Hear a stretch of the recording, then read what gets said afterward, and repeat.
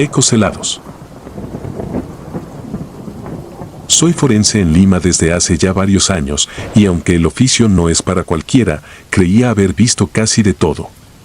Mi rutina siempre fue sencilla. Llegaba al edificio algo antes de las 10 de la noche, revisaba el parte diario y constataba la llegada de nuevos cuerpos para la autopsia o análisis preliminar. Trabajaba mayormente en silencio, a solas con los difuntos. Cuando uno pasa tanto tiempo en la morgue, aprende a convivir con ese silencio que parece adueñarse de cada rincón. A veces podía escuchar ruidos por los pasillos, pasos, o algo que parecía un crujido de madera, pero lo atribuía a la antigüedad de la estructura y a la soledad de la madrugada. Sin embargo, aquello que presencié hace un par de semanas fue tan perturbador que no puedo dormir tranquilo desde entonces. Nunca olvidaré aquella madrugada. Eran cerca de las 3 de la mañana cuando escuché unos golpes. Venían con claridad desde la cámara frigorífica, un lugar donde jamás se deberían oír sonidos de ese tipo. Al principio pensé que quizá era un error de mi mente cansada, una alucinación auditiva provocada por tantas horas sin pegar ojo, pero los golpes se repitieron de manera insistente. Me levanté con cautela, sintiendo un nudo en el estómago que me pesaba como una piedra. Abrí la cámara, esperando encontrar algo fuera de lugar. Todo parecía en orden, los compartimentos se veían cerrados y los cuerpos envueltos como de costumbre. Solo que en la esquina, un cuerpo embolsado se movía levemente. Yo creía con firmeza que los cuerpos que llegaban hasta aquí estaban ya sin vida. Mi primer pensamiento fue que alguien había cometido un error. Tal vez no habían verificado bien los signos vitales de ese paciente o la muerte era tan reciente que se presentó algún tipo de espasmo. Sin embargo, mis instintos, o mi terror, me empujaron a acercarme. Abrí con cuidado la bolsa. Lo que vi dentro me persigue cuando cierro los ojos. Aquel cadáver tenía las manos atadas y el rostro estaba cosido grotescamente, como si alguien hubiese unido la piel para sellar su boca o encerrar un grito que nunca se oiría. Si realmente estaba muerto, no tenía explicación que hubiera producido ese ruido, esos golpes. El corazón me latía desbocado. Sentía que la oscuridad de la cámara se cerraba a mi alrededor. Intenté reponerme, busqué una linterna y revisé bien el cuerpo, pero no había ningún indicio de respiración o latido. Aquello era, sin lugar a dudas, un cadáver en estado rígido y frío. Las marcas de violencia en las muñecas eran evidentes y la forma en que le habían cosido los labios era simplemente inhumana. La repugnancia y el horror se mezclaron en mi mente.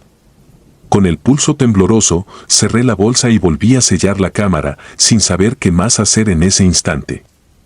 Cuando cerré la puerta, pude jurar que desde el otro lado seguían los golpes, resonando con un eco sordo, como si vinieran de un abismo sin fin.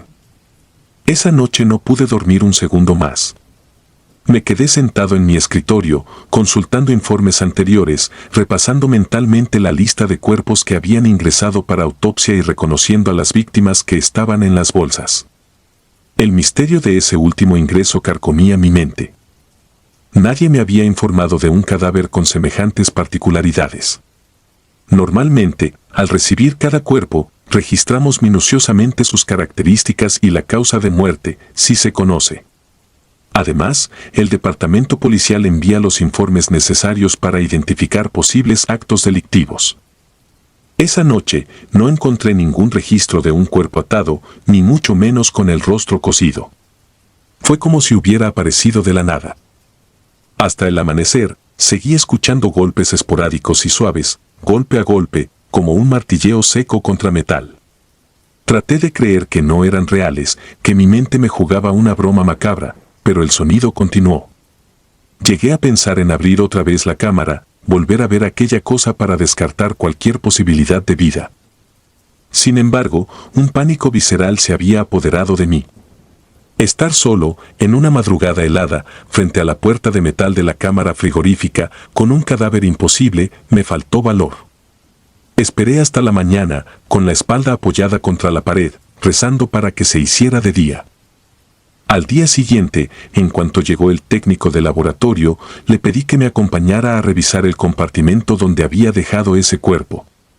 Aunque me daba vergüenza confesar lo que creía haber visto, necesitaba una segunda opinión que me ayudara a entender lo que pasaba, o al menos corroborara que no lo había soñado. Abrimos la cámara, retiramos el compartimento con la bolsa y lo encontramos vacío. Ni rastros del cadáver con las manos atadas y los labios cosidos. El técnico me miró con desconcierto. Yo revisé uno a uno los demás compartimentos, sin encontrar nada que se pareciera a lo que había visto unas horas antes. Por un instante, pensé que me había vuelto loco. Sin embargo, en mi memoria persistía la imagen horrenda de aquel rostro sellado. Era demasiado vívida para ser un producto de la imaginación.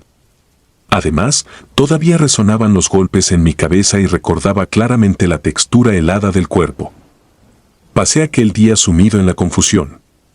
Revisé los registros de ingresos de las últimas semanas, esperando hallar alguna pista sobre un posible caso de violencia extrema que coincidiera con mi hallazgo. Nada. Ni siquiera encontré mención de un individuo con las manos atadas al morir o con signos de tortura en el rostro. Pregunté a mis colegas si alguien había ingresado un cuerpo a altas horas de la noche, si se había firmado algún parte extraoficial, pero todos me respondieron de la misma forma: la morgue tenía rutina estricta, y no se había reportado nada fuera de lo normal. Empecé a sentirme obsesionado. Cada vez que cerraba los ojos, veía ese cuerpo contrahecho, la aguja y el hilo que habían marcado su carne, y sus manos sometidas por un lazo imposible de ignorar. Me esforcé por mantener la calma. Tenía miedo de convertirme en el hazmerreír de mis compañeros, o de ser tachado de loco. Así que callé y decidí investigar por mi cuenta. Sabía que si la policía hubiera traído un cadáver en semejantes condiciones, habría quedado constancia en el libro de ingreso. Pero no había nada. Aún así, no podía sacudirme el presentimiento de que aquello tenía que ver con una historia todavía más retorcida, algo que no se registraba en los papeles comunes. Quizá alguien ingresó el cuerpo clandestinamente, o lo sustrajo, o simplemente se había tratado de un suceso que desafiaba por completo la lógica. Fuera lo que fuese, yo no podía quedarme de brazos cruzados. La curiosidad y el horror me empujaban en la misma dirección. Los días siguientes intenté cumplir con mis tareas de manera normal, pero el lugar se me había vuelto un laberinto de sombras. Cada vez que caminaba por los pasillos, sentía un hormigueo en la nuca, como si algo me siguiera muy de cerca. Comencé a percibir murmullos en la distancia y, al girarme, no había nadie. Por las noches, cuando retomaba el turno, el simple hecho de pasar junto a la cámara frigorífica me erizaba la piel. El frío natural de aquel espacio parecía haberse vuelto aún más penetrante, casi fantasmal.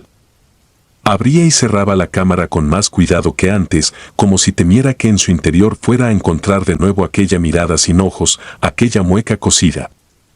La primera semana después del incidente no fue fácil. Fui consciente de que algo en mí estaba cambiando. La gente notaba mis ojeras más profundas, mi mano temblorosa al escribir informes. A ratos, me sobresaltaba con cualquier ruido y, de hecho, comencé a beber café en exceso para evitar quedarme dormido durante el turno, porque en mis sueños revivía esa escena con todo lujo de detalles. Solo en mis ratos libres me atrevía a investigar, a hacer llamadas discretas a amigos policías que pudieran contarme algo sobre desapariciones extrañas o crímenes siniestros. La respuesta era siempre la misma: no tenían información que coincidiera con mi descripción. Empecé a preguntarme si habría algún indicio de que yo estuviera experimentando un episodio alucinatorio. Sentía tanto cansancio que pensé en acudir a un psiquiatra, pero desistí. Tenía la corazonada de que era algo real, no una mentira de mi cerebro agotado. Una mañana, revisando unos viejos expedientes de años anteriores, tratando quizá de encontrar un patrón similar, di con un caso escalofriante del que nunca había oído hablar. Era un informe incompleto, datado de principios de la década pasada, sobre un cuerpo hallado en circunstancias espantosas, manos atadas, signos de tortura en el rostro, y mencionaba que la boca había sido sellada, aunque no especificaba cómo. Según el documento, aquel cuerpo había llegado anónimo, sin familiares, sin nadie que lo reclamara. Y lo más perturbador, no se registraba que hubiera sido trasladado a ninguna tumba ni cremado. Parecía haberse extraviado en el papeleo administrativo. Aquel hallazgo me dio escalofríos. La descripción coincidía con lo que yo había encontrado en la cámara frigorífica. Sentí un latido de esperanza y pánico a la vez. Quizás no estaba loco. Quizás ese cuerpo llevaba tiempo apareciéndose en la morgue como un fantasma errante, atado a un pasado de violencia y horror. La mente me bullía de hipótesis. Imaginé una cadena de crímenes ocultos, una mafia que desaparecía cuerpos para no dejar rastro. O quizá algo más siniestro, que ese cadáver estaba atrapado entre la vida y la muerte, clamando de alguna manera por ayuda. Me quedé un buen rato contemplando el viejo archivo, notando que el papel amarillento tenía manchas borrosas, como si a alguien le hubieran sudado las manos al sostenerlo. Sentí una presencia, un escalofrío que me recorrió la columna vertebral. Conforme los días avanzaban, empezaron a suceder cosas todavía más extrañas. Yo seguía con mi rutina nocturna, pero la morgue se convirtió en un escenario de sombras imposibles. Escuché llaves cayendo al suelo sin explicación, vi luces parpadeantes en habitaciones que deberían estar cerradas. En una ocasión, en medio de la noche, me pareció ver a alguien cruzar el pasillo con una bata blanca, pero cuando salí corriendo tras esa figura, no había nadie. El guardia de seguridad, sentado en su garita, me aseguró que nadie había pasado por ahí y que las cámaras no registraban movimiento alguno. En otra oportunidad, encontré rastros de humedad alrededor de la cámara frigorífica, como si alguien hubiera salido goteando. Pero no había ningún cuerpo fuera de su compartimento. Esa sensación de persecución permanente se multiplicaba. Empecé a sentir que algo me observaba detrás de las puertas o al otro lado de las ventanas con cristales opacos. Llegué a temer que el cadáver que había descubierto, de algún modo, caminara por los pasillos buscando escape, con sus pies silenciosos y fríos. Me atormentaba pensar que quizá no podía descansar hasta que se hiciera justicia, hasta que alguien comprendiera el alcance de su sufrimiento. Al mismo tiempo, el terror me robaba la cordura, porque ¿cómo podía un cadáver, con la boca cosida y las manos atadas, desplazarse por la morgue? La lógica me decía que era imposible, pero cada noche me encontraba con evidencias de que algo se movía en el interior de ese lugar gélido, como un murmullo atrapado en la penumbra. Llegó un momento en que sentí la urgencia de hablar con el director de la morgue, aunque fuera para advertirle que sucedían cosas que no podía explicar. Era un hombre serio, reservado, que no creía en supersticiones. Me escuchó con atención, pero sus ojos mostraban incredulidad.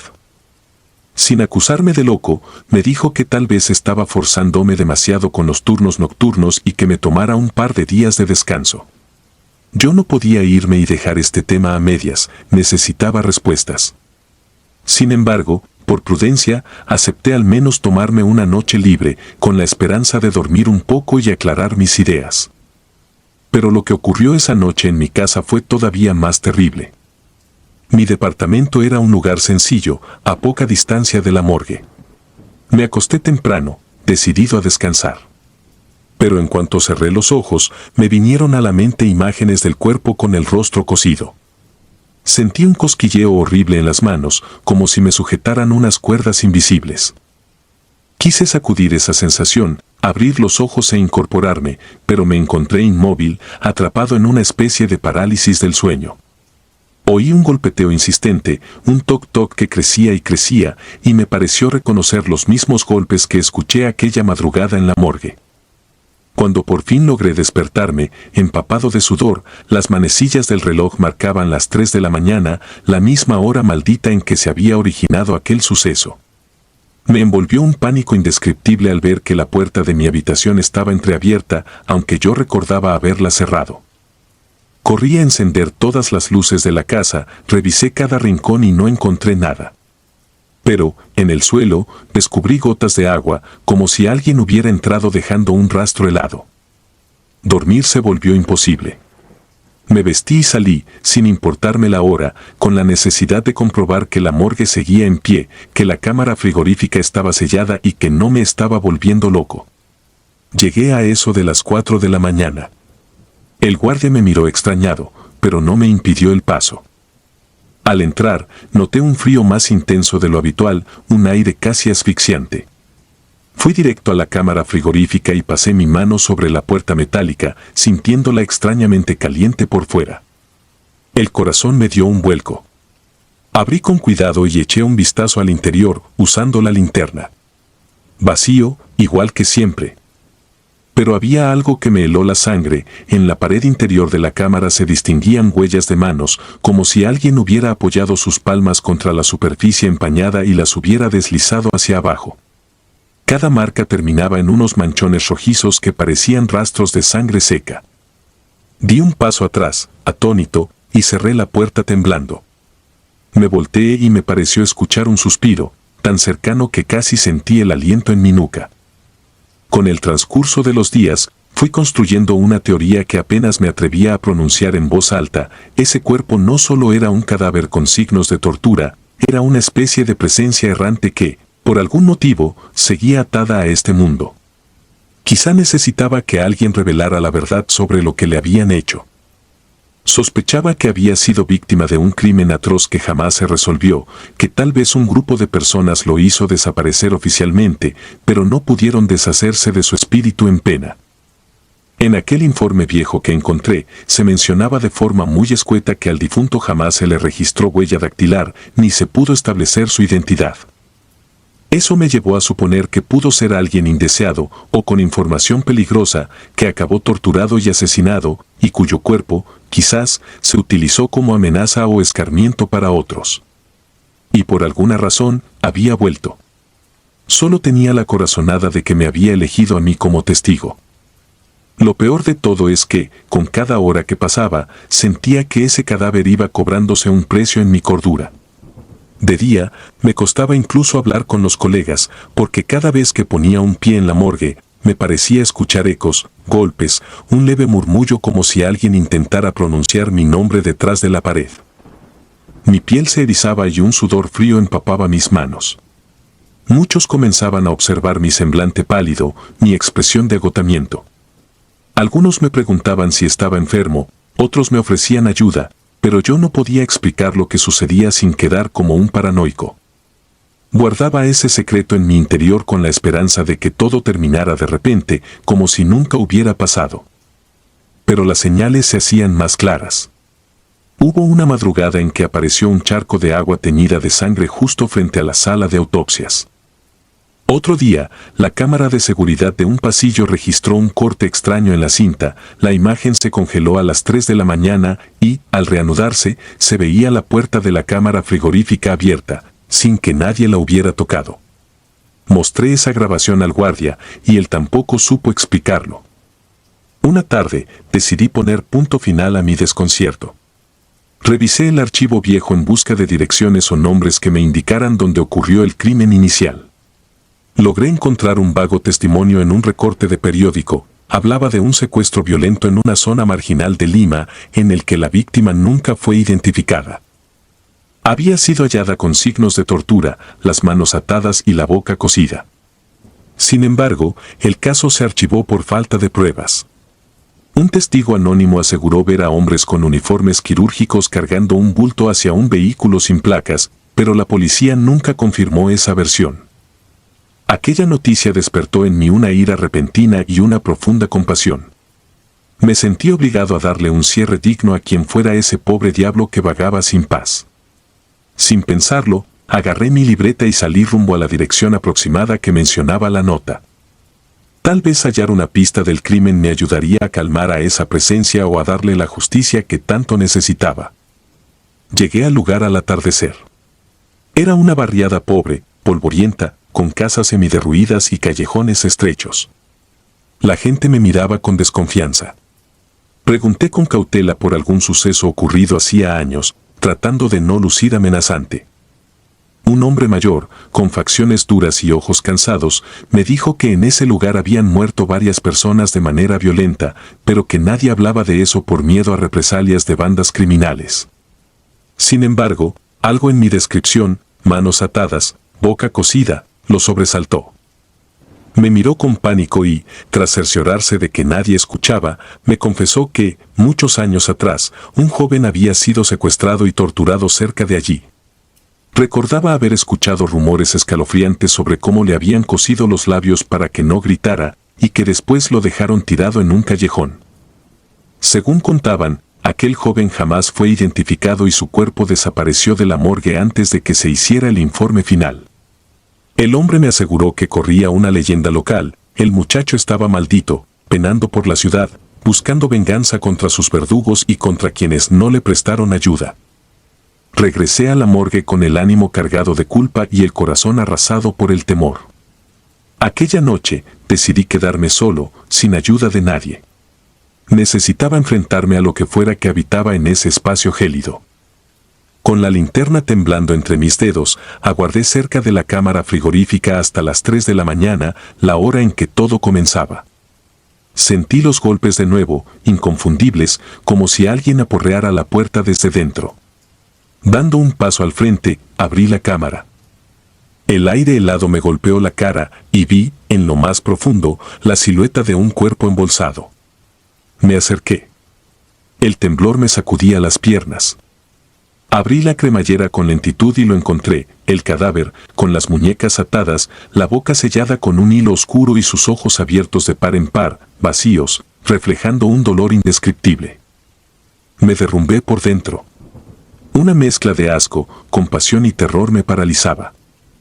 Quise hablar, pero no me salían las palabras. Sentía que era absurdo dirigirme a un cadáver que la muerte no escucha. Sin embargo, una voz interior me gritó que hiciera algo, que no me quedara pasmado. Con un nudo en la garganta, murmuré: lo siento, y tomé un bisturí que llevaba en el bolsillo de mi bata. Con todo el cuidado y la repugnancia que me inspiraba la escena, corté los hilos que le cosían la boca. Un olor a putrefacción inundó mi nariz, pero soporté las náuseas. Acto seguido, rompí las ligaduras de sus muñecas. Aunque era un acto quizás simbólico, sentí que le estaba dando la libertad que tanto le arrebataron. Entonces percibí un susurro. No era un sonido real, sino algo que sentí dentro de mi cabeza, como un lamento ahogado que me atravesó el cerebro. Aparté la mano del cadáver. Aquello seguía inerte. Sin embargo, en ese instante, los golpes cesaron. El silencio se apoderó de la cámara y no escuché nada más que el tic-tac de mi reloj. No sé cuánto tiempo estuve ahí, de rodillas, con el cuerpo frente a mí, temblando de pies a cabeza. Finalmente, lo cubrí de nuevo con la bolsa. Pensé en sacar el cuerpo, registrar de inmediato su caso y contactar a la policía. Pero no me quedaban fuerzas esa noche. Solo podía llorar en silencio. Salí y cerré la cámara con llave. A la mañana siguiente, regresé con determinación y con un reporte que había redactado durante las primeras horas del alba, describiendo con detalle el estado y el aspecto del difunto. Traje conmigo un oficial de la policía, uno de mis conocidos de confianza, para que fuera testigo. Pero, al abrir la cámara, la bolsa en la esquina había desaparecido. No había ningún indicio de que un cuerpo hubiera estado ahí. Ni siquiera quedaban manchas de sangre o de fluidos. Mis manos se aflojaron y sentí que el mundo se desmoronaba. Tuve que aguantar la incredulidad del oficial, que me miraba con expresión perpleja, sin atreverse a burlarse abiertamente de mí. Yo, en cambio, no tenía ganas de decir nada. Sabía lo que había visto, sabía lo que había hecho, y sabía que aquel cuerpo había estado allí, fuese un espectro o un cadáver real. Desde ese día, los golpes se han detenido. Las noches son un poco menos perturbadoras, y, aunque sigo sin dormir bien, ya no siento el golpeteo incesante detrás de la puerta metálica. Sin embargo, todavía percibo una presencia en los corredores, como un agradecimiento silencioso o un eco residual. A veces, en un arranque de duda, vuelvo a abrir los compartimentos de la cámara frigorífica, temiendo encontrar esa bolsa macabra. No la he vuelto a ver. En mi mente, conservo la imagen de sus ojos vacíos y su boca sellada, y la manera en que lo liberé de sus ataduras, como si aquel gesto hubiese roto un conjuro siniestro. Aún así, no he logrado paz. Aunque el fenómeno haya cesado, siento que la muerte me observa con más fuerza que antes. Cuando cierro los ojos, en mis sueños, me veo a mí mismo con los labios cosidos, incapaz de gritar, golpeando desde dentro una cámara frigorífica que parece no tener fin. Despierto con un jadeo, cubierto de sudor y con el corazón a punto de estallar. Jamás volveré a ser el mismo. He comprendido que la morgue no solo es un lugar donde descansan los cuerpos sin vida, sino también un reino extraño donde vagan historias inconclusas, clamando por ser escuchadas. Y yo he escuchado esa historia. Aunque me cueste admitirlo, sé que formo parte de ella. Intento pensar que, de alguna manera, ayudé a ese espíritu atormentado a encontrar un mínimo consuelo. No hay día en que no recuerde el olor, el frío intenso y aquellos golpes inexplicables. Mis colegas a veces mencionan sucesos raros, ruidos inexplicables, historias que prefieren dejar en el olvido para no perturbar su cordura. Yo procuro guardar silencio. He decidido no compartir nunca todos los detalles, pues dudo que me crean y temo que al evocarlo, vuelva a mí. Cada noche que paso en la morgue, hago mi trabajo en silencio, con respeto y temor reverencial por quienes yacen ahí. Me persigue la idea de que, en cualquier instante, una mano helada podría tocar mi hombro desde atrás, o que, al abrir una bolsa, me encuentre de nuevo con aquel rostro cuyos labios cosí y desaté a la vez. Soy forense en Lima y viví en carne propia el horror de un cadáver imposible. Puedo decir que la muerte tiene formas de hablarnos que no comprendemos, que hay historias que no se sellan con un acta oficial, ni se acallan con las puertas metálicas de una cámara frigorífica. Algunos muertos regresan para exigir justicia o, al menos, para recordarnos que su sufrimiento no será enterrado tan fácilmente. Quizá la vida y la muerte no están tan separadas como creemos. Quizá estamos rodeados de presencias y ecos que resuenan en los lugares más insospechados.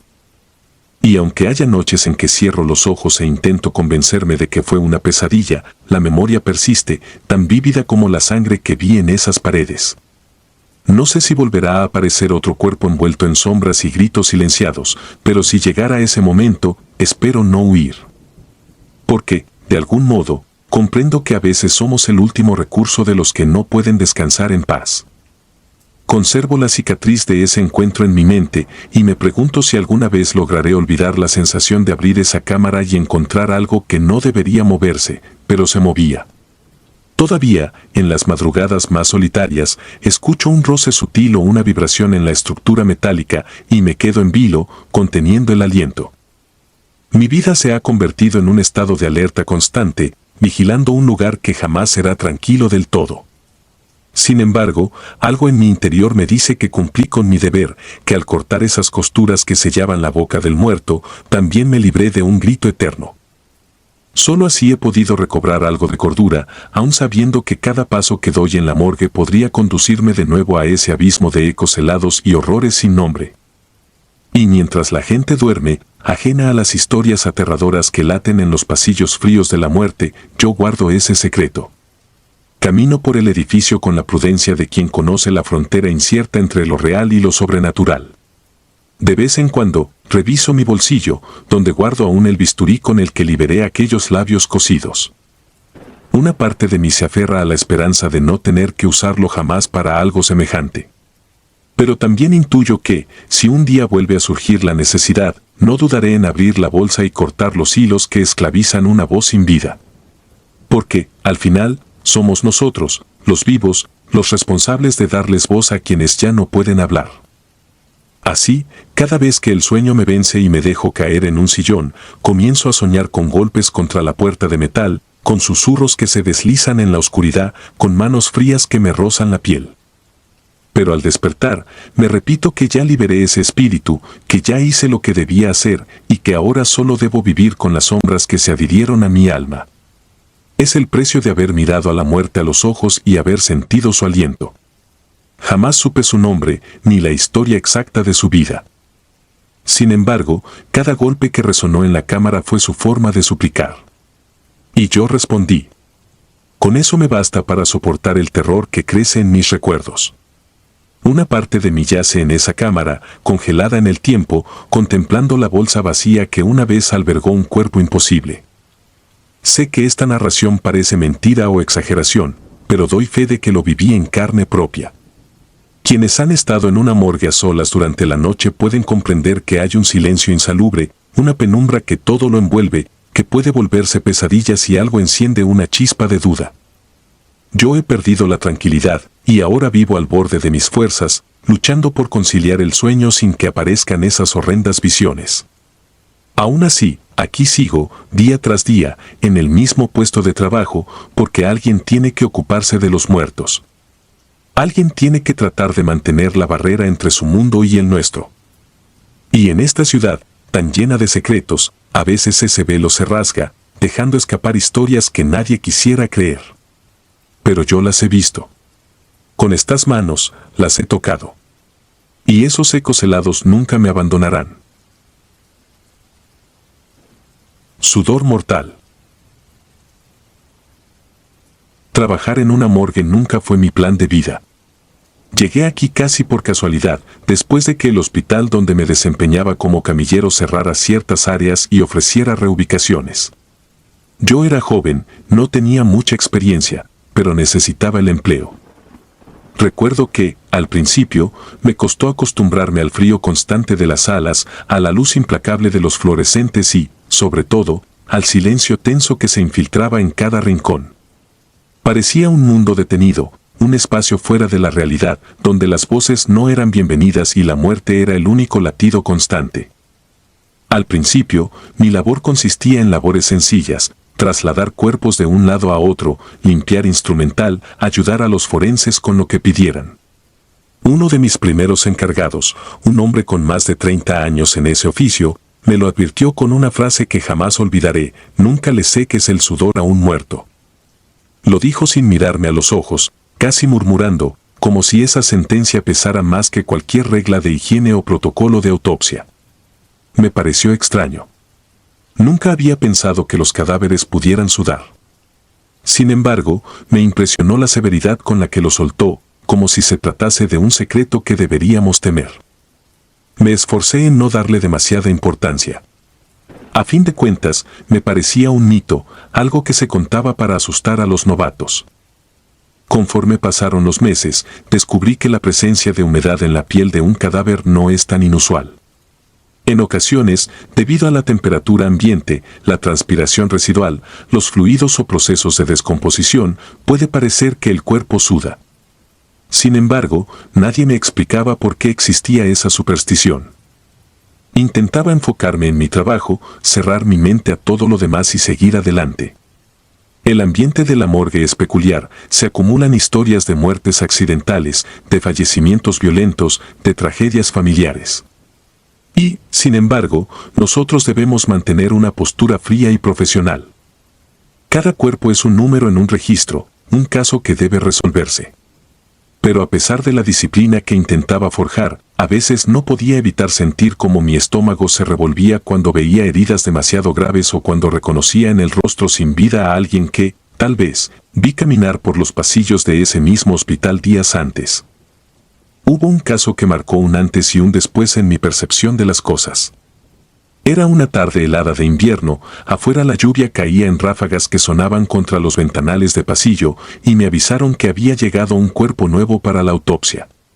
Debía hacer el registro de rutina, preparar la mesa y avisar al forense que le correspondía. Todo normal. Sin embargo, cuando abrieron la puerta principal, me di cuenta de que algo en el ambiente se había tensado con una fuerza casi palpable. Un olor muy penetrante me golpeó y, aunque estaba acostumbrado a los olores de la descomposición, había algo distinto en ese tufo. Parecía una mezcla de óxido, tierra mojada y un vaho denso que se metía en la nariz hasta hacer que me ardieran los ojos. El cadáver pertenecía a un hombre de unos 40 años, de complexión robusta. Su cuerpo estaba empapado, como si hubiera sudado profusamente, o tal vez hubiera estado sumergido en agua. Sus ojos se encontraban abiertos, con una expresión de terror tan profunda que me hizo desviar la mirada de inmediato. Tenía la boca ligeramente entreabierta, como si hubiera intentado gritar justo en el momento de su último aliento. Mi compañero, un auxiliar veterano, me miró sin decir nada. Su silencio me pareció una advertencia, como si supiera que había algo fuera de lo común en ese cuerpo. Ayudé a colocarlo sobre la plancha metálica y sentí que el agua o el sudor resbalaba entre mis dedos con una textura viscosa. Sentí náuseas, pero me contuve. El forense nos instruyó que limpiáramos un poco la zona del pecho antes de comenzar la autopsia. El cuerpo parecía extrañamente caliente, lo cual carecía de sentido, ya que llevaba al menos unas 10 horas sin vida. No quise preguntar. Preferí pensar que era un efecto de la fricción al moverlo o alguna de esas explicaciones lógicas con las que uno calma la mente. El auxiliar, que llevaba años allí, se acercó a mí y me tomó del brazo con firmeza. Sin rodeos, murmuró, no lo seques. Deja que se escurra solo. Recuérdalo. Sus ojos despedían un brillo extraño. Todo ese asunto me incomodaba, pero asentí casi por reflejo, con un nudo en la garganta.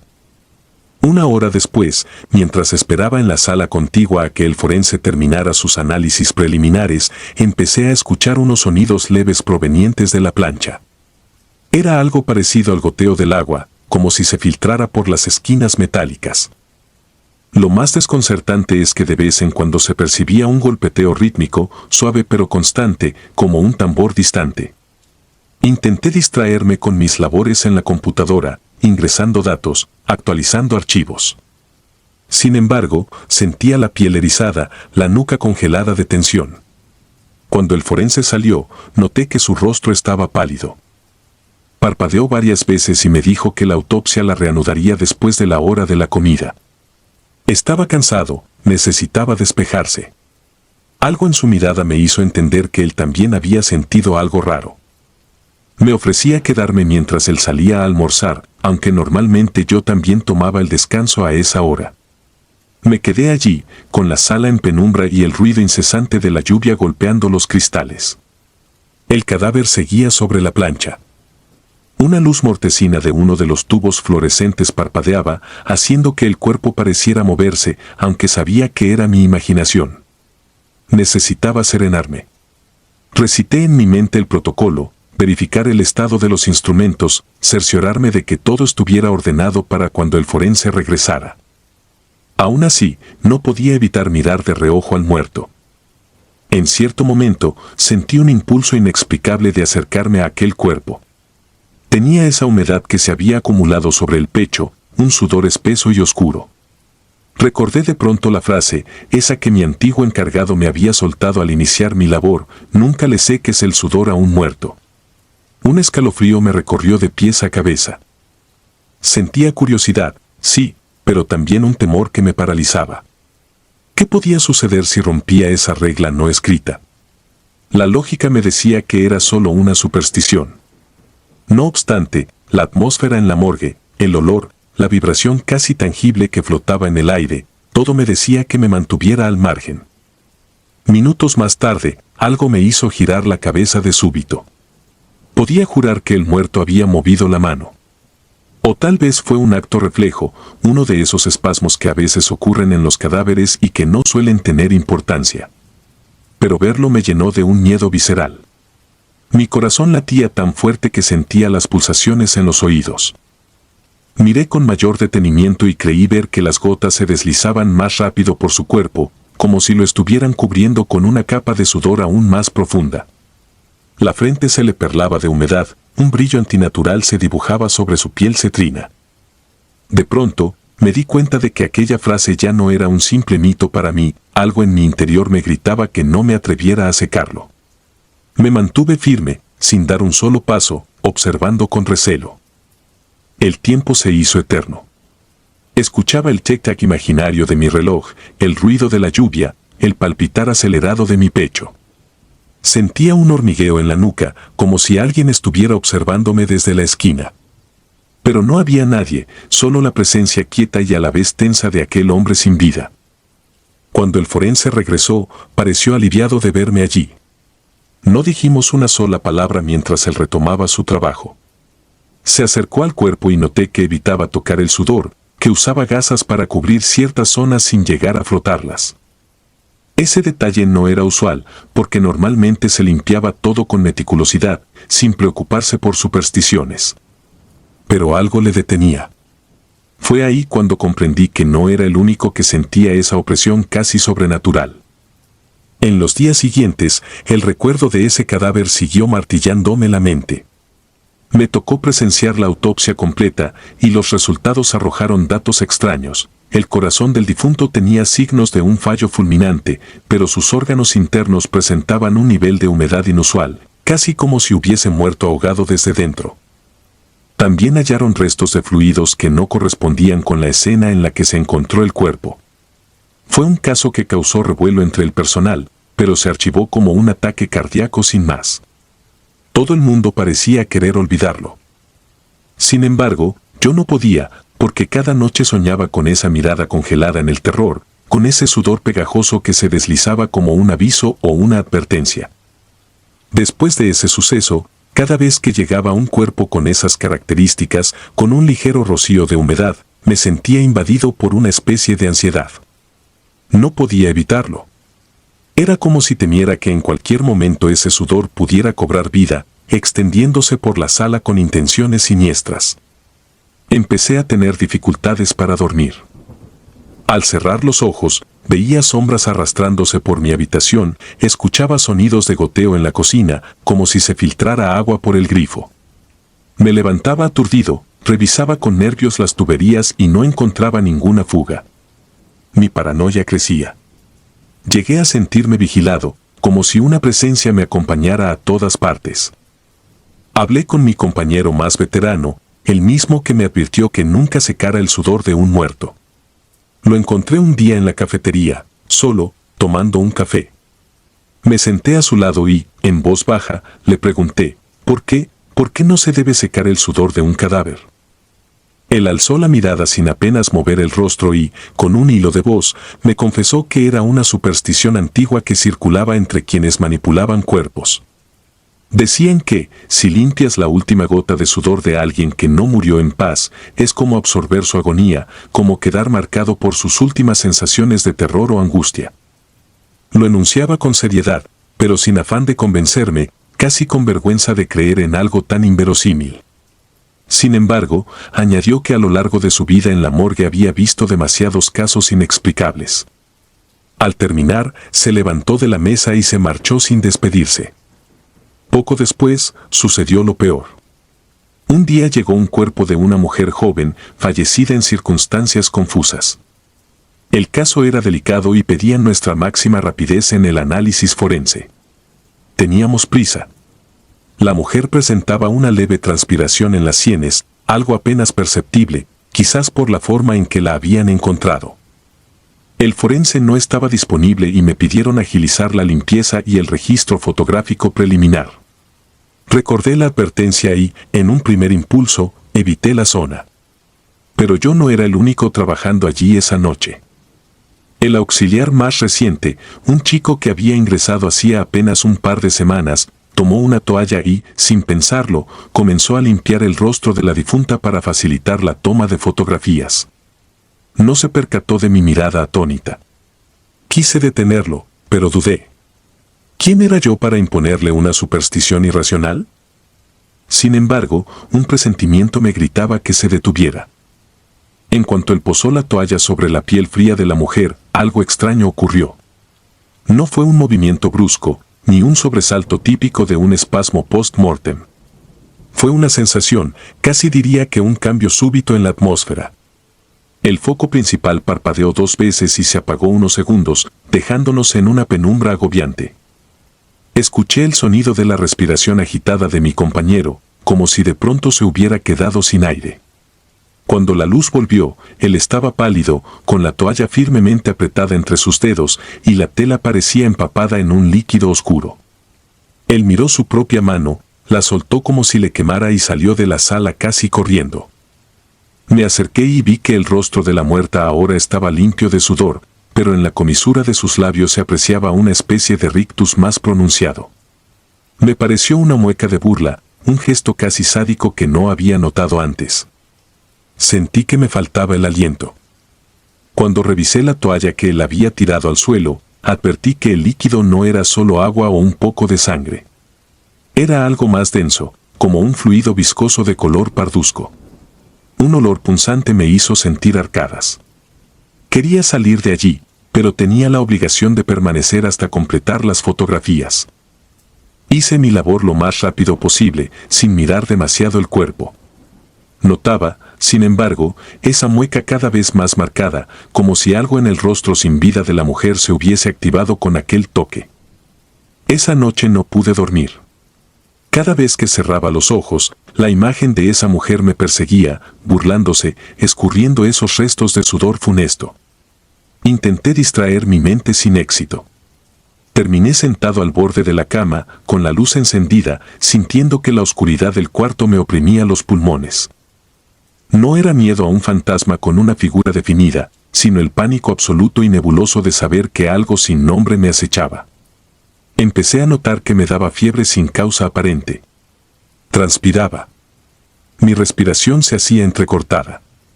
Hasta me pareció escuchar voces, susurros imperceptibles que, si me esforzaba, casi entendía.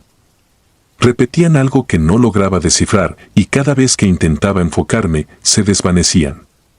Abrí las ventanas, miré la calle lluviosa y vi a lo lejos un par de luces temblorosas. Tenía la impresión de que podrían ser ojos observándome. El día siguiente, el ambiente en la morgue estaba enrarecido. Me enteré de que el auxiliar que había limpiado el sudor del cadáver no se presentó a trabajar. Lo llamaron varias veces, pero no contestaba. Alguien dijo que vivía solo, que no tenía familia cercana. Me pidieron que fuera a su domicilio a ver si necesitaba ayuda. Era un edificio pequeño, lúgubre, en una zona periférica. Cuando toqué la puerta, no obtuve respuesta, pero escuché un ruido leve en el interior, como pasos arrastrándose. Intenté llamar su nombre, pero no respondía. Avisé al conserje, quien tenía una llave maestra, y al entrar, lo encontramos en el suelo, deshidratado, temblando y repitiendo cosas ininteligibles. Sus ojos estaban muy abiertos, inyectados de sangre, y la piel empapada de sudor. La habitación olía a humedad rancia. Por un instante, me pareció que había charcos en el piso, un agua oscura que se deslizaba lentamente hacia las paredes. Pero cuando encendimos la luz por completo, no vi nada. Tal vez mi mente me estaba jugando trucos. Llamamos a emergencias y se lo llevaron en ambulancia. Intenté acompañarlo, pero los paramédicos me pidieron que me quedara para dar detalles a la policía, pues habían encontrado al muchacho en un estado crítico. Cuando terminé de relatar lo poco que sabía, ya no pude volver a la morgue ese día. Necesitaba un respiro, pero eso no era tan sencillo. Esa noche tuve pesadillas intensas, sueños en los que aparecía aquella mujer con la mueca siniestra, su rostro cambiando a cada segundo, a veces fundiéndose con la cara de aquel hombre robusto que llegó la primera vez. Me gritaban sin emitir sonido, con las cuencas de los ojos vacías. Desperté bañado en sudor, aterrado. Al día siguiente, me obligué a ir a la morgue. Era mi empleo, mi responsabilidad. Además, necesitaba enfrentar mis miedos. Quise averiguar si había novedades sobre el auxiliar internado. Nadie me daba información clara, algunos decían que seguía grave, otros que estaba bajo observación psiquiátrica. Me sumergí en mi rutina mecánica, evitando mirar demasiado tiempo los cuerpos, limitándome a la labor administrativa. El veterano que me había hablado del tabú se acercó en algún momento, posó su mano en mi hombro y me soltó en voz baja, ¿ahora entiendes? No supe qué responder. Sentí un temblor recorriendo mi cuerpo. Sus ojos reflejaban pena, como si lo que había sucedido confirmara una realidad que él deseaba ignorar. Esa noche hubo un corte de luz en la morgue. Un apagón breve, pero suficiente para que el generador tardara unos segundos en activarse.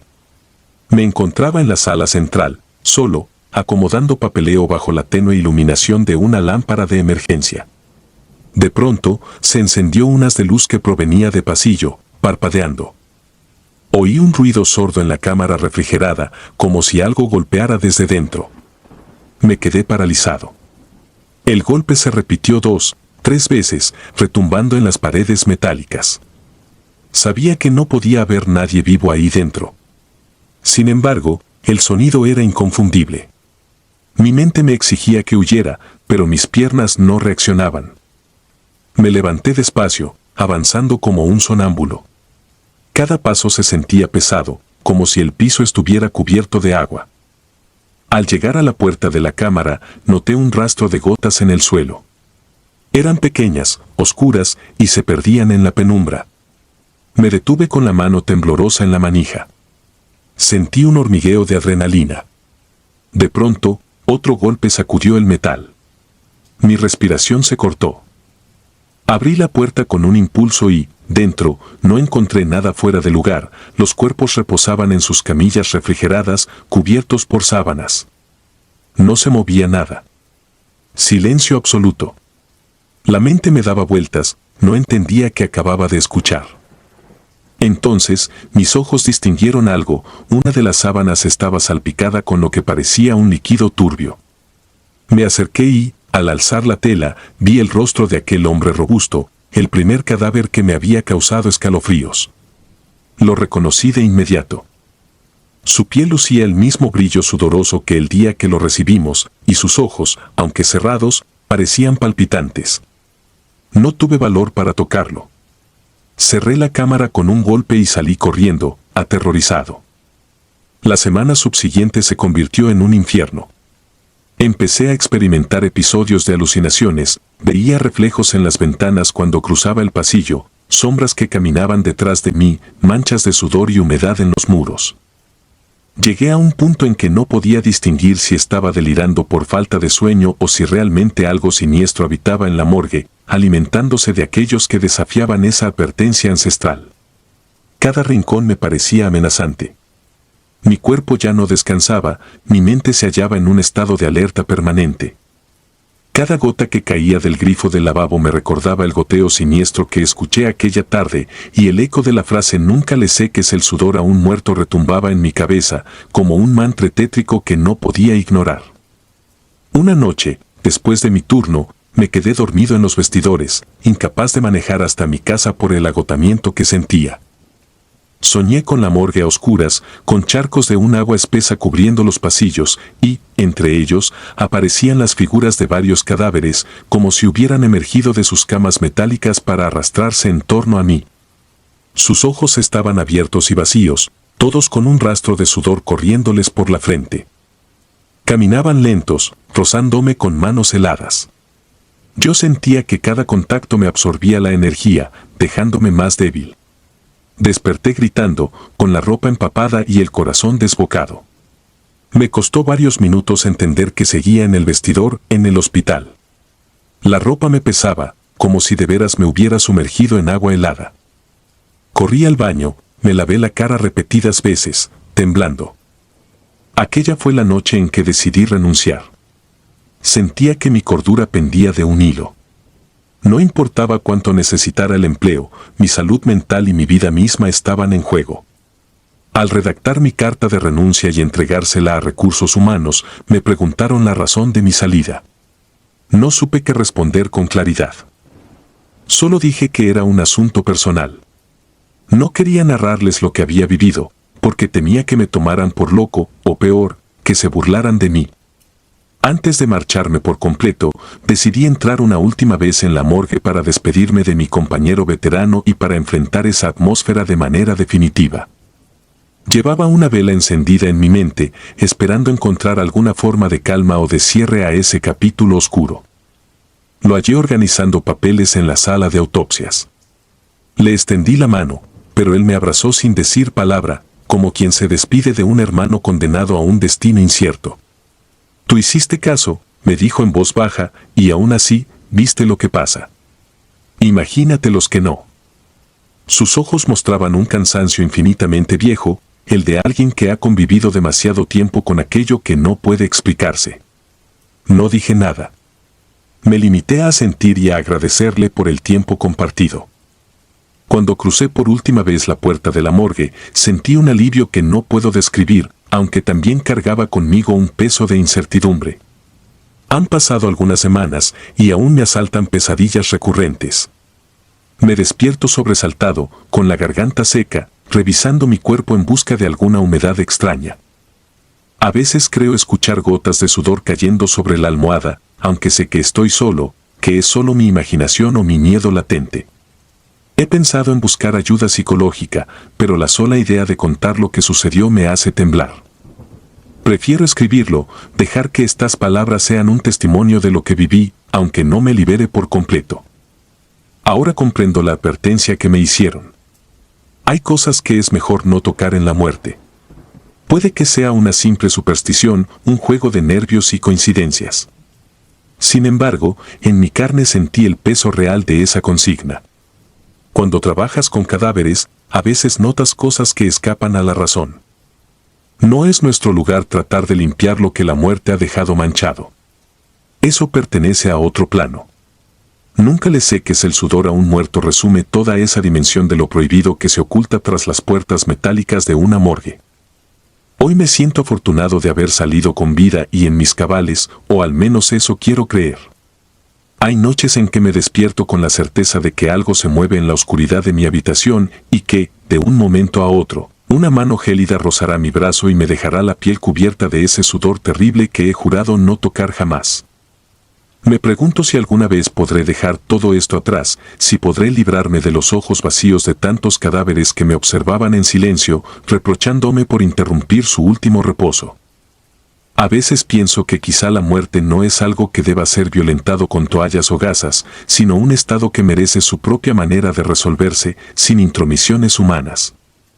El destino de aquellos que se atreven a hurgar o a limpiar lo que no se debe, puede ser más aterrador que la mera muerte, quedar atrapados entre dos mundos, con el espanto pegado a la piel, sin respuesta a los porqués.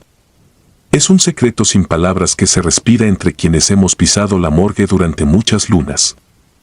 Ahora, cada vez que veo un sudor frío en la frente de un vivo, no puedo evitar recordar el brillo de la frente de aquellos muertos que conocí.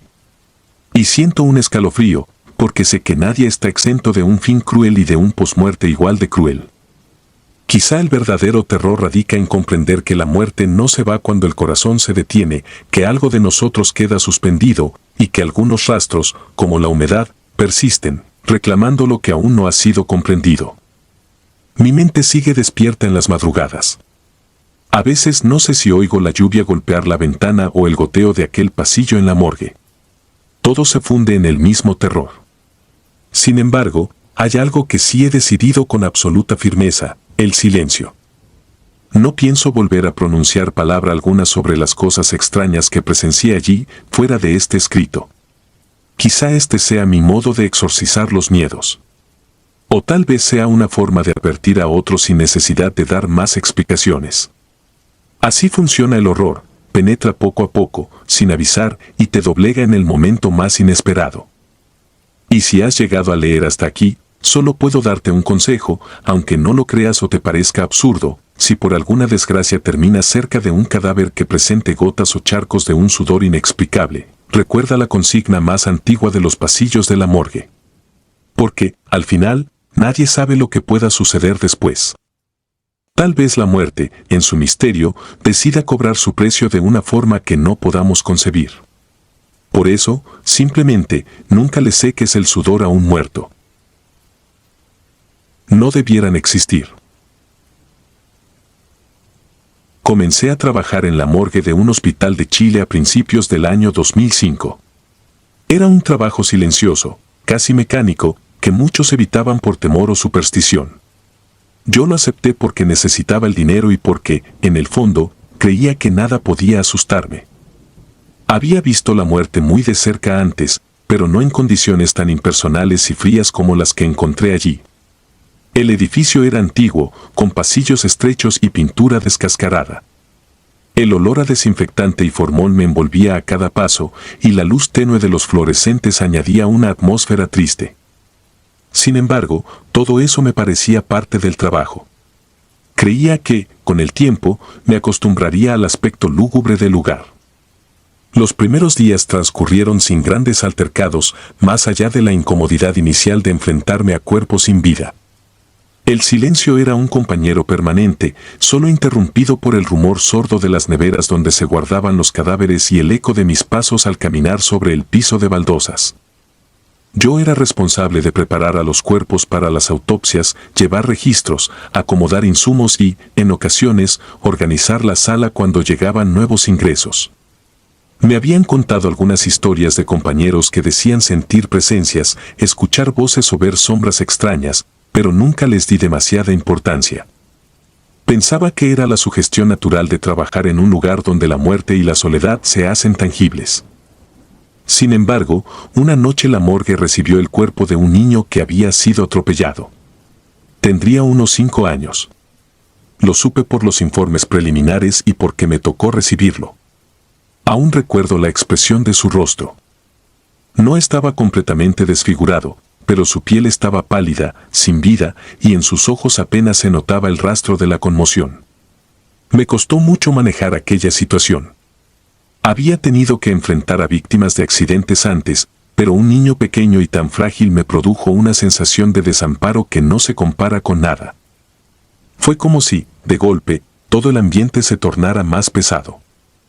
Esa misma noche, uno de mis compañeros, que llevaba más tiempo que yo allí, me dijo que sentía escalofríos cerca de la camilla donde yacía el niño. A mí me pareció normal que hubiese cierta sensibilidad, porque era algo triste y trágico. Lo cubrimos con una sábana blanca, como hacíamos con todos los cuerpos, y lo ingresamos a la cámara frigorífica correspondiente. Había que esperar la autopsia, la cual probablemente se realizaría la mañana siguiente. Intenté no pensar demasiado en ello, pero algo se me quedó grabado al ver el cuerpecito sobre la camilla, casi como si estuviera durmiendo. Me fui a casa con una sensación de incomodidad que no me abandonó en toda la noche. Al día siguiente, cuando volví a mi turno, me enteré de que algo raro había pasado a medianoche. Uno de los encargados de seguridad dijo haber visto, a través de las cámaras, un pequeño bulto moverse en el pasillo principal de la morgue, cerca de la sección de las camillas. Pensó que estaba imaginando cosas, pero como insistía en que la silueta parecía de un niño, revisó los monitores detenidamente. Dijo que vio unos pies pequeños corriendo, como jugando, y luego desvaneciéndose. Revisó los pasillos en persona, con la linterna en mano, pero no encontró a nadie. Concluyó que tal vez el cansancio le había hecho ver algo que no era real. Yo lo escuché en silencio, sin atreverme a opinar, pero sentí un escalofrío al recordar la camilla que había recibido la noche anterior. Esa misma madrugada sucedió un segundo episodio extraño. Me tocó a mí quedarme hasta tarde porque debíamos recibir otro cuerpo y preparar ciertos papeles. Cerca de las 3 de la mañana, escuché unos pasos suaves, casi imperceptibles, pero no había nadie a mi alrededor. Pensé que quizá un colega caminaba por los pasillos, pero cuando me asomé, vi la luz parpadeante del pasillo vacío. El viento sopló y se metió por debajo de las puertas, haciendo un silbido leve.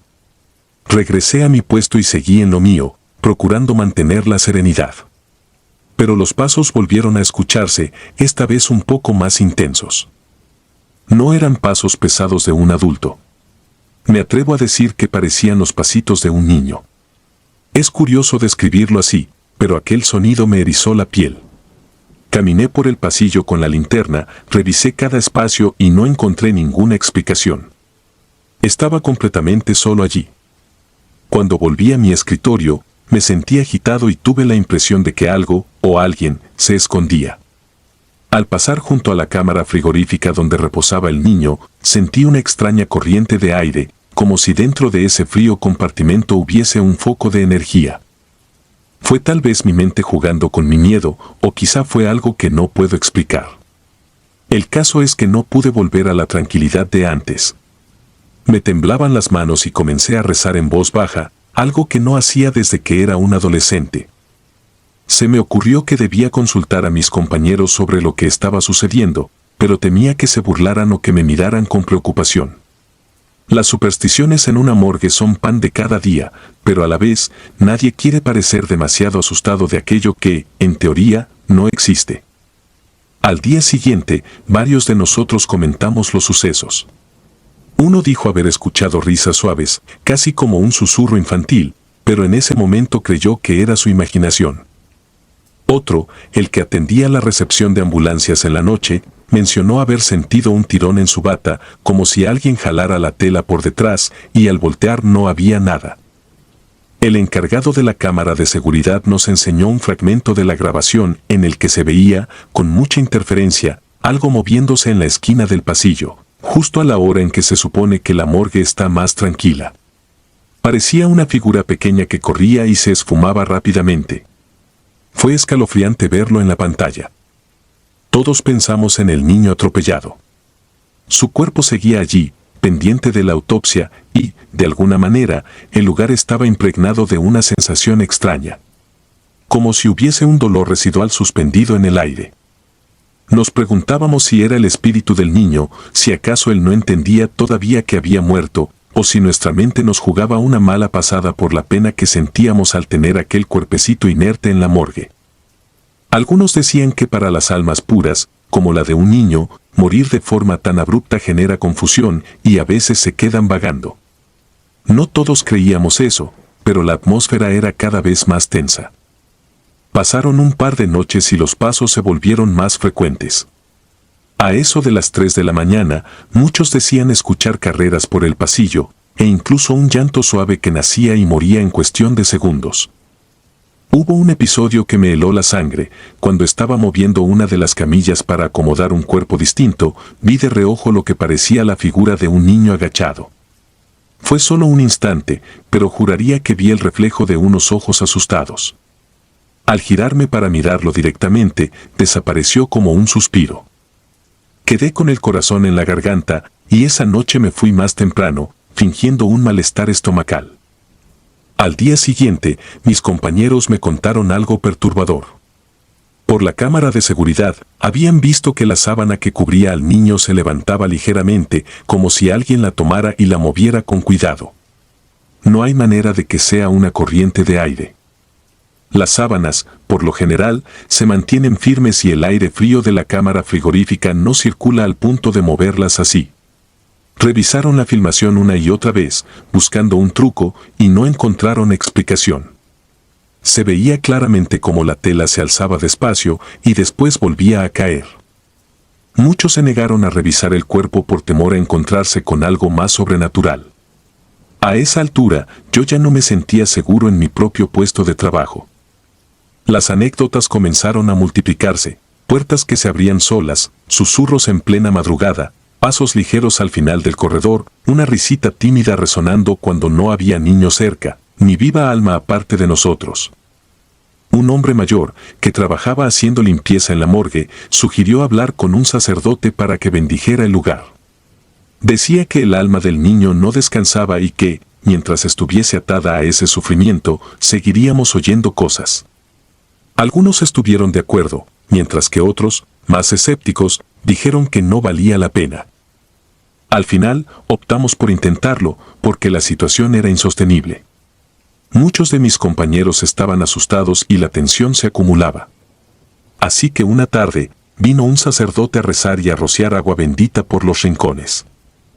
Nos reunimos en la entrada, cerramos las puertas y permanecimos en silencio mientras él invocaba oraciones para que el niño encontrara el descanso y para que el lugar fuese liberado de cualquier perturbación. No obstante, nada cambió. Esa misma noche, a las 3 de la mañana, volvimos a escuchar los pasitos corriendo, y esta vez fueron más fuertes. Un compañero, aterrado, salió disparado al pasillo con una linterna y gritó que había visto al niño sujetándose de una de las camillas, como si se escondiera. Cuando corrió hacia él, la figura se desvaneció. Nos reunimos todos, encendimos las luces, revisamos de punta a punta, pero no había nada. La morgue se sumió en un silencio casi irreal. A partir de ese momento, algunos renunciaron al poco tiempo. No querían seguir en un trabajo que los consumía de tal manera. Yo estuve a punto de hacer lo mismo, pero tenía deudas y una familia que mantener, así que me aferré a mi puesto, tratando de convivir con el horror que se respiraba. Fue entonces cuando algo verdaderamente perturbador ocurrió. Una madrugada, justo antes de que mi turno terminara, me quedé a solas con el cuerpo del niño, que seguía pendiente de que vinieran a llevárselo para su entierro, o tal vez para más exámenes. La burocracia de los trámites era lenta, y ese pequeño llevaba demasiado tiempo ahí. Estaba revisando unos informes cuando, de pronto, se apagaron las luces de mi escritorio. El resto del pasillo quedó tenuemente iluminado, pero esa zona en particular se oscureció. Escuché un golpeteo suave, como si algo se moviera contra las paredes. Me levanté despacio, sin atreverme a encender la linterna de inmediato, y fue entonces que lo oí, un sollozo infantil que provenía del interior de la cámara frigorífica. Sentí cómo se me helaba cada fibra del cuerpo. Encendí la linterna con mano temblorosa y caminé hacia la puerta metálica. El sonido del llanto se hizo más claro, y por un segundo pensé que tal vez, en un giro macabro de los hechos, el niño no estuviera realmente muerto. Pero eso era imposible. Teníamos los registros, los exámenes, todo apuntaba a que no había signos vitales desde la noche del accidente. Sin embargo, aquel llanto era real, profundo, desgarrado. Pegué la oreja contra la puerta y sentí que el llanto cesó. Me quedé paralizado por unos instantes, dudando de mí mismo, de mi cordura. Al cabo de unos segundos, cerré los ojos y decidí abrir la cámara. Supe que no era lo más sensato, que era algo arriesgado e irracional, pero no podía con la duda. Quizá necesitaba probarme a mí mismo que no existía nada paranormal, que todo era un rumor que nos había contagiado de miedo. Al abrir la puerta, el aire frío me golpeó el rostro, y mi linterna iluminó las sábanas blancas. El cuerpo del niño estaba allí, inmóvil. Me acerqué con cautela, conteniendo la respiración. Quería verificar que no hubiera nada raro, que no hubiera movimientos. Me quedé contemplando aquella figura diminuta, tan desprotegida, y me invadió una profunda tristeza. Dio la impresión de que su rostro se veía más sereno que antes. Me quedé unos segundos sin saber qué hacer. Quise retirarme, pero entonces percibí un murmullo, muy cerca de mi oído, como un susurro entrecortado, imposible de entender. Me giré y me pareció ver una sombra moviéndose en la parte trasera de la cámara, donde se apilaban otras camillas vacías. El llanto volvió, pero esta vez se mezclaba con una risa leve que ponía los pelos de punta. No sabría decir si era burla, desesperación o una mezcla de ambas cosas. Me quedé inmóvil. Sentí el aire denso, casi palpable. Por un segundo, pensé que perdía la razón. El haz de luz de mi linterna se sacudió por el temblor de mi mano y, cuando logré enfocar, no vi nada. Solo sentía la presencia, como si estuviera ahí, a mi alrededor, observándome. Salí de la cámara con el corazón a 1000 por hora, cerré la puerta y busqué a uno de mis compañeros. Lo encontré dormitando en una de las sillas de la entrada. Lo zarandeé y le pedí que me acompañara, pero él, adormilado, no terminaba de entender lo que le decía. Cuando por fin reaccionó y quiso acompañarme, regresamos a la cámara. Para entonces, ya no se escuchaba nada. Reinaba un silencio abismal, ese silencio tan característico de los hospitales en la madrugada. Mi compañero me miró con suspicacia, preguntando si tal vez había tenido una pesadilla despierto. Me quedé callado, sin saber cómo explicar lo que había vivido. Solo le dije que revisara las grabaciones, por si captaban algo inusual. Las revisamos al día siguiente. En efecto, se notaba un apagón leve en la sección de mi escritorio y luego el video perdía calidad por unos instantes. Se me veía entrar con la linterna y después nada más que estática. Tras unos segundos, la imagen volvía y ahí estaba yo, saliendo con el semblante desencajado. La grabación no había captado el sonido del llanto, ni la risa, ni mucho menos la sombra que yo creí ver. Quedé en evidencia como un lunático. Mis compañeros, aunque no se burlaron abiertamente, se mostraban incrédulos. Pero yo sentía en mi interior que no lo había imaginado. Estaba seguro de que algo muy real había sucedido. Los días siguientes trajeron más historias. Una enfermera que debía pasar por la morgue para llevar unos documentos al laboratorio contó que, al cruzar el pasillo, sintió que alguien le tocaba la mano, como el tacto de un niño que quiere llamar tu atención. Se volteó, sintiendo las yemas de esos dedos fríos, y no encontró nada. Salió corriendo y avisó a su superior que prefería dar una vuelta más larga, a través de otros corredores del hospital, con tal de no pasar por allí.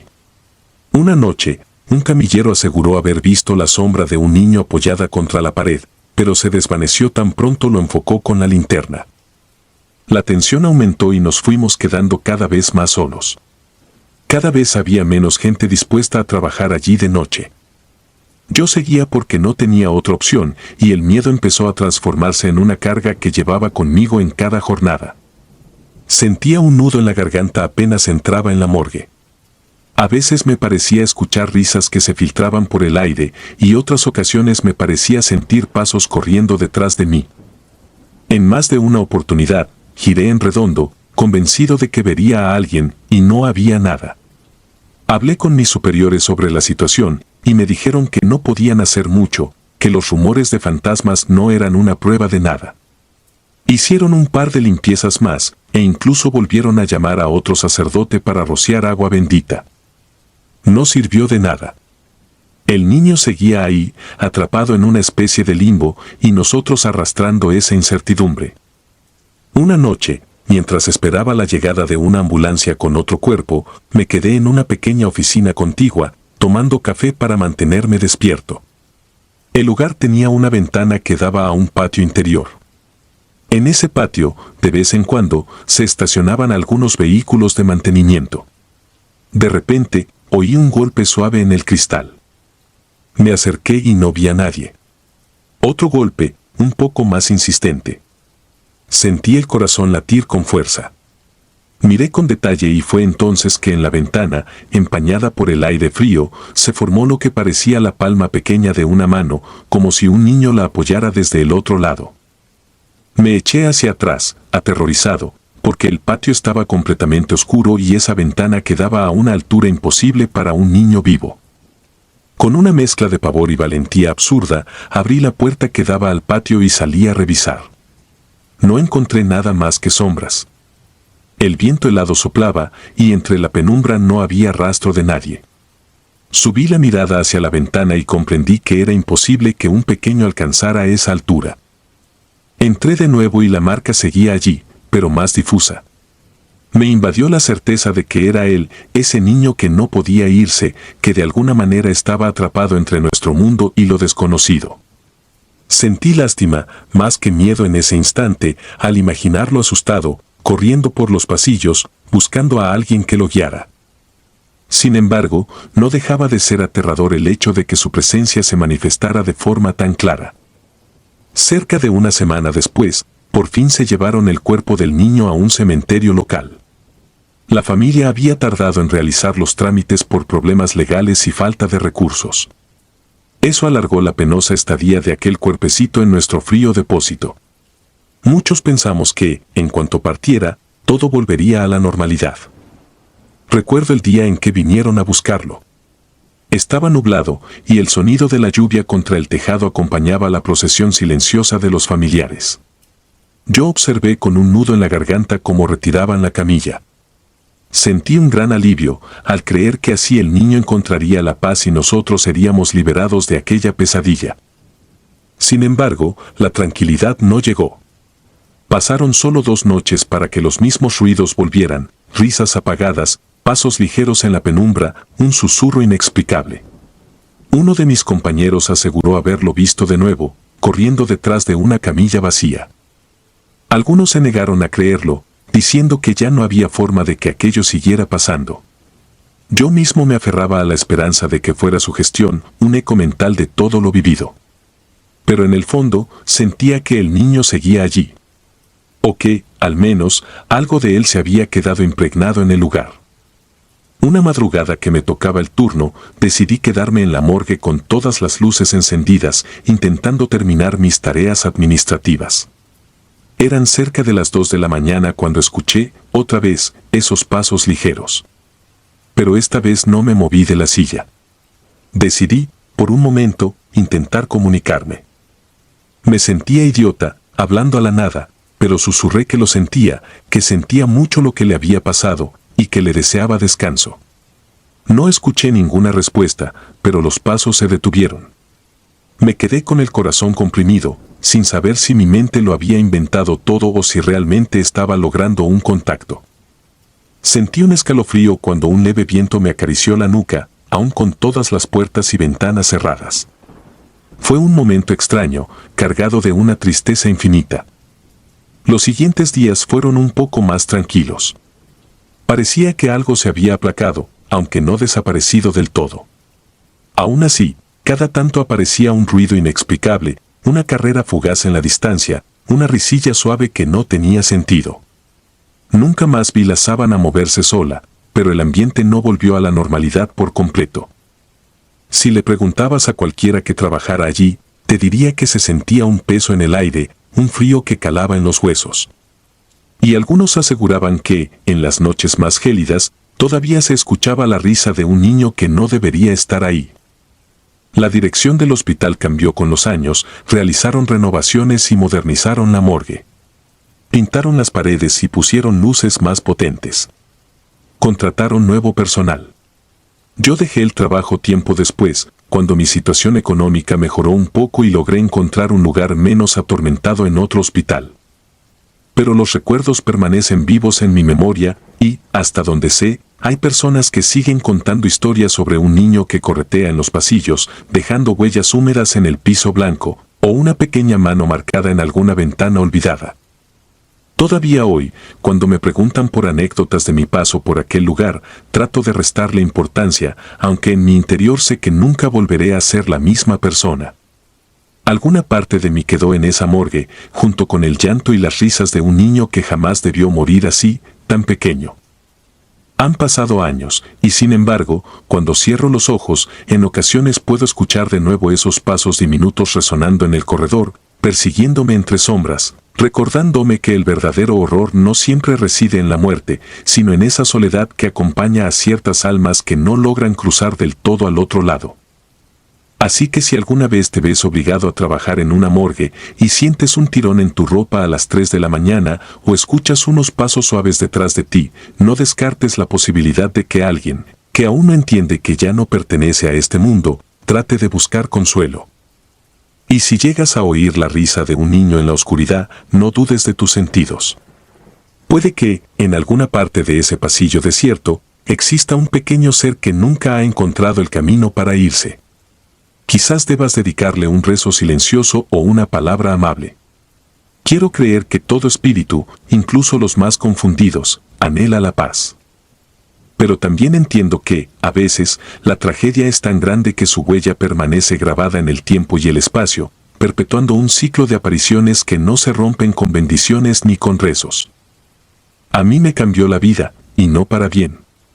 Las pesadillas me perseguían incluso mucho después de haber dejado el hospital. Soñaba con pasillos interminables, con el sonido de pisadas infantiles que se acercaban cada vez más rápido, con la sensación de estar atrapado en un frío eterno. Me despertaba sudando, rogando porque fuera de día. Me tomó meses, quizá años, superar por completo aquella experiencia. Con el tiempo, me atreví a pensar que, quizá, mi miedo se basaba en la impotencia de no poder ayudar a alguien tan inocente. Porque en el fondo, sentía que ese niño estaba esperando algo, una mano que lo guiara, una luz que lo llevara a su descanso final. No sé si alguna vez lo encontró. Quiero pensar que sí. Pero si por alguna razón alguien me pregunta, juro que mis recuerdos son reales, que no me lo inventé, que no fue una alucinación colectiva. Nadie puede entender la tristeza y el horror que se percibía en aquella morgue si no trabajó allí en esas semanas. Cuando la muerte se lleva a un niño de manera tan abrupta, el dolor trasciende lo palpable y se convierte en un eco sin fin.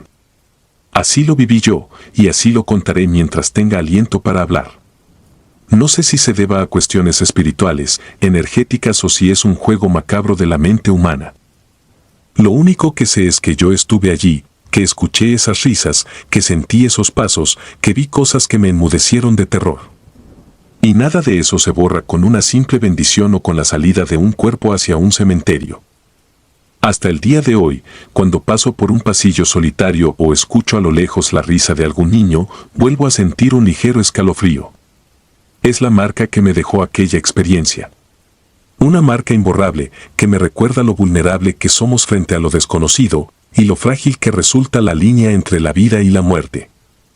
Algunas noches, cuando el insomnio me acecha, cierro los ojos e imagino al niño encontrando al fin la paz, alejado de la penumbra de aquella morgue, libre de todo sufrimiento.